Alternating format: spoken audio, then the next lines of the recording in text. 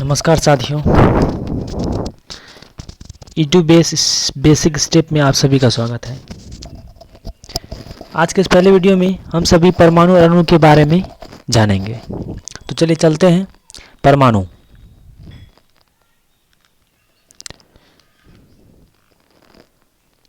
किसी तत्व का वह सूक्ष्मतम कण जो किसी रासायनिक अभिक्रिया में भाग ले सकता है और जिसमें तत्व के सभी गुण उपस्थित रहते हैं परमाणु कहलाता है। परमाणु स्वतंत्र अवस्था में रह भी सकता है और नहीं भी। परमाणु अत्यंत सूक्ष्म और गोलीय कण है। इसे साधारण माइक्रोस्कोप से नहीं देखा जा सकता है।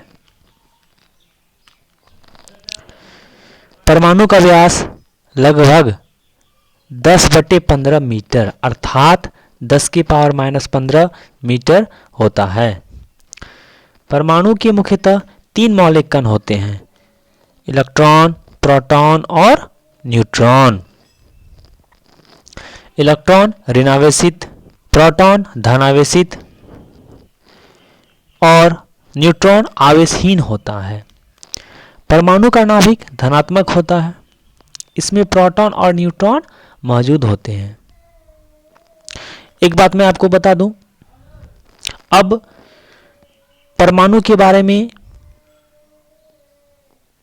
जानकारी उपलब्ध हो सकती है क्योंकि आजकल के इस आधुनिक युग में ऐसे माइक्रोस्कोप का खोज हो चुका है जिससे परमाणु के बारे में जाना जा सकता है। तो चलिए अब चलते हैं हम लोग अणु पर। अणु अर्थात मॉलिक्यूल किसी पदार्थ का वह सूक्ष्मतम कण जो स्वतंत्र अवस्था में रह सकता है लेकिन रासायनिक अभिक्रिया में भाग नहीं ले सकता है और जिसमें पदार्थ के सभी गुण उपस्थित रहते हैं अणु कहलाता है। अणु हमारा परमाणुओं से मिलकर बना होता है। उदाहरण के तौर पे hydrogen, nitrogen, CO2, carbon dioxide, H2O जल आदि। तो हमने यहां देखा कि परमाणु जो है छोटा कण है, सूक्ष्मतम कण है। अणु क्या है, उससे थोड़ा सा बड़ा कण है। ठीक है, तो अब अणु के कुछ प्रकार के बारे में भी जान लेते हैं। मुख्य रूप से अणु 2 प्रकार के बने होते हैं। पहला तात्विक अणु या तत्व के अणु अर्थात ये एक ही प्रकार के परमाणुओं से बने होते हैं जैसे नाइट्रोजन के अणु, ऑक्सीजन के अणु आदि। दूसरा यौगिक के अणु अर्थात ये 2 या 2 से अधिक प्रकार के परमाणुओं से मिलकर बने होते हैं जैसे जल के अणु H2O, कार्बन डाइऑक्साइड के अणु CO2, CCl4, कार्बन टेट्राक्लोराइड के अणु आदि भी हो सकते हैं। तो चलिए अब हम लोग चलते हैं परमाणु संख्या या परमाणु क्रमांक पर। तो हम सभी थे परमाणु संख्या और परमाणु क्रमांक पर। किसी परमाणु के नाभिक में उपस्थित प्रोटॉनों की संख्या को हम परमाणु संख्या कहते हैं। इसे Z से प्रदर्शित किया जाता है अर्थात Z बराबर P। द्रव्यमान संख्या आगे बढ़ते हुए जिसे हम लोग मास नंबर कहते हैं। किसी परमाणु के नाभिक में उपस्थित प्रोटॉनों और न्यूट्रॉनों की संख्या के योग को द्रव्यमान संख्या कहा जाता है। इसे A से निरूपित किया जाता है। इसे परमाणु द्रव्यमान संख्या या न्यूक्लियॉन संख्या भी कहा जाता है। एक महत्वपूर्ण बात, द्रव्यमान संख्या से ही परमाणु के द्रव्यमान का निर्धारण होता है।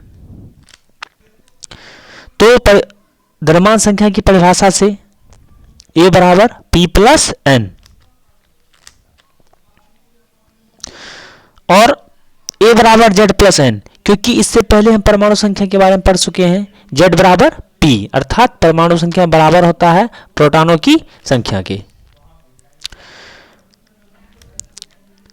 हम जानते हैं कि परमाणु पर कोई आवेश नहीं होता है अर्थात परमाणु क्या होते हैं, उदासीन होते हैं। तो इस स्थिति में इलेक्ट्रॉन और प्रोटॉन की संख्या बराबर होती है। और इस स्थिति में परमाणु संख्या का मान इलेक्ट्रॉन की संख्या के बराबर होता है, अर्थात Z बराबर E। इसलिए हम पूरा कंक्लूजन क्या इस आधार पे हम कह सकते हैं Z बराबर P बराबर E, मतलब परमाणु संख्या बराबर प्रोटॉन की संख्या बराबर इलेक्ट्रॉन की संख्या होती है। तो आज की इस वीडियो में यहीं तक। अगले वीडियो में हम लोग इससे रिलेटेड कुछ सवालों के बारे में जानेंगे और कुछ तत्वों के बारे में भी जानेंगे। आपको यह कैसा लगा कमेंट्स करें, लाइक करें और अपने दोस्तों के पास शेयर करें। धन्यवाद।